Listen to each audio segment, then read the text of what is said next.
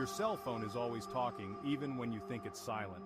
Every moment it's powered on, it's reaching out, sending tiny signals, searching for the nearest cell tower, and quietly announcing its presence to the world. Even when you're not actively texting, calling, or browsing, your phone is still busy in the background. It's checking for updates, syncing data, and most importantly, pinging cell towers to keep you connected. Each of these pings leaves a digital footprint, a breadcrumb trail that maps your movements across neighborhoods, cities, and even rural highways. This invisible trail is constantly being updated, creating a living map of your location.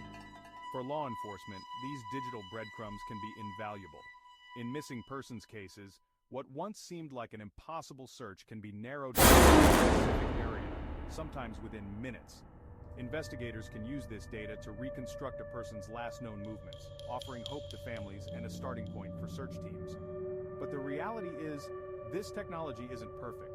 Cell tower data can be imprecise, and the information it provides is only as good as the network itself. Sometimes the data points are too vague or the signal is lost altogether. In densely populated cities, a ping might place you within a single city block thanks to the abundance of towers. The location could be off by miles.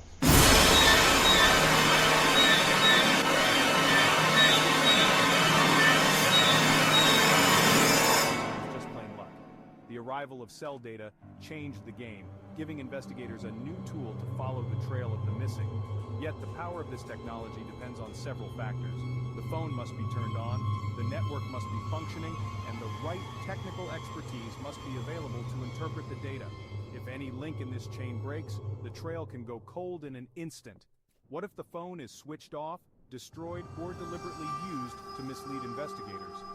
In those moments, the digital lifeline snaps, and the search returns to square one, leaving families and police with more questions than answers. The Shawn Hornbeck case is a powerful reminder of just how fragile this digital connection can be. Despite the promise of technology, there are times when it simply isn't enough. It's a story that reveals both the incredible promise and the sobering limits of technology in the search for the missing, a silent scream that sometimes, heartbreakingly, goes unheard.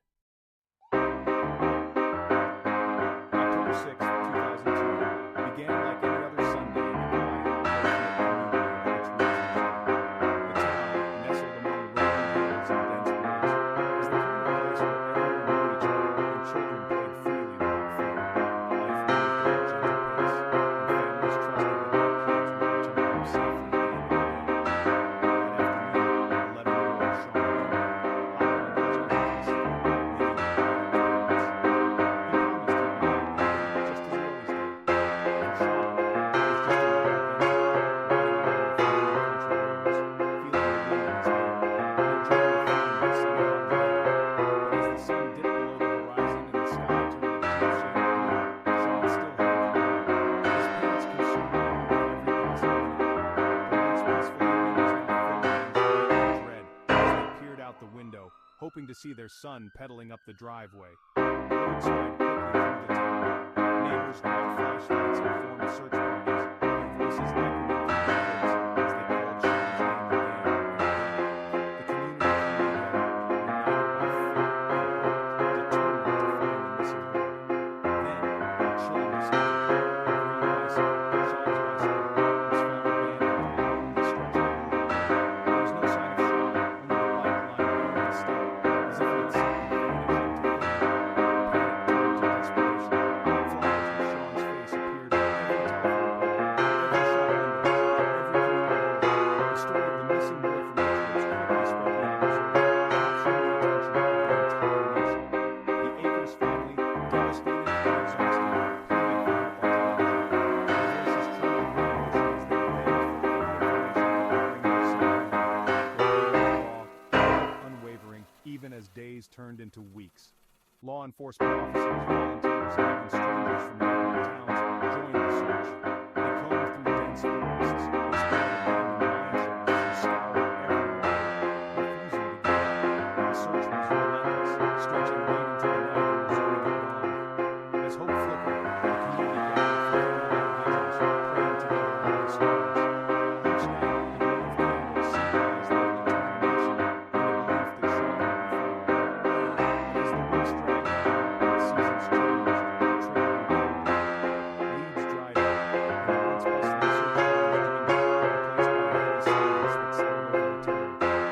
Sean's family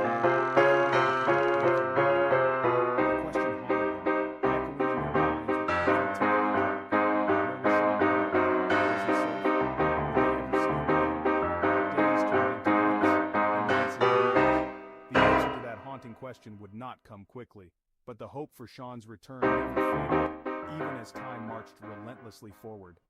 In 2002, cell phones weren't everywhere, and Shawn didn't have one.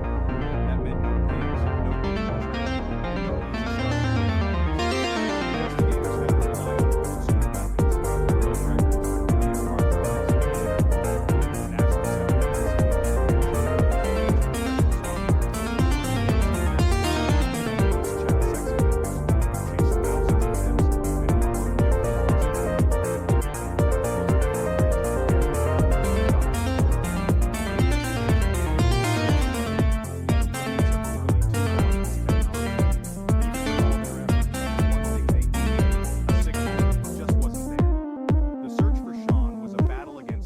technology, and the unknown. For 4 years, Shawn's case was a haunting mystery. His parents founded the Shawn Hornbeck Foundation, turning pain into advocacy. Meanwhile, Shawn was held captive by Michael Devlin, just an hour from home. Strangely, Shawn sometimes appeared in public, even had a cell phone and internet access. But psychological manipulation kept him silent. Devlin convinced him that escape meant harm to his family. Technology was powerless against this invisible prison. The tools that could have saved him became part of his captivity. No longer could break the psychological chains. The searchers were looking for a missing boy, not realizing he was a hostage in plain sight. The case exposed the limits of tech and the depths of human control.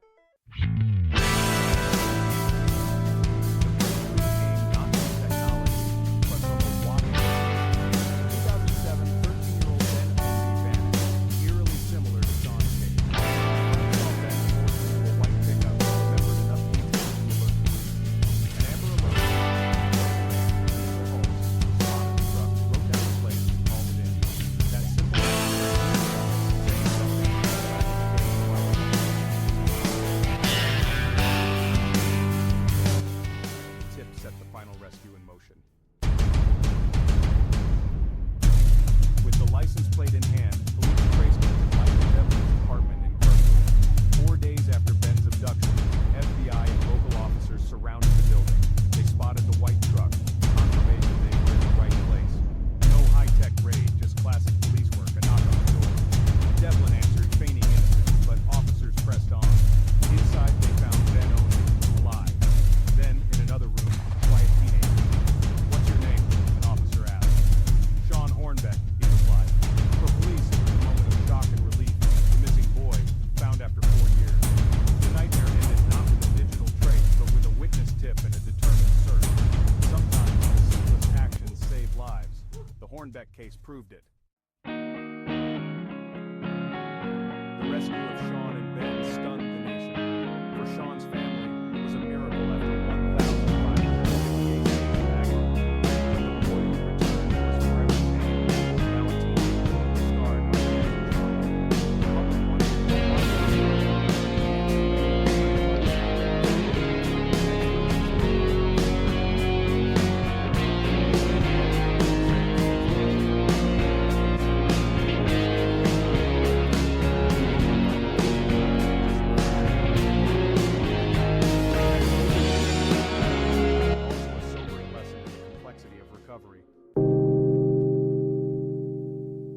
The Hornbeck case marked a turning point in how we approach missing persons investigations, especially in the digital age. It forced both law enforcement and the public to reconsider the role of technology in these critical moments. The case made it clear that while technology can be a powerful ally, it also has its limitations, especially when the tools we rely on, like cell phones, are unavailable or ineffective. The investigation revealed the stark reality. Without a digital trail, even the most advanced technology can leave us searching in the dark. There were no pings, no GPS coordinates, and no easy digital tools to follow. The absence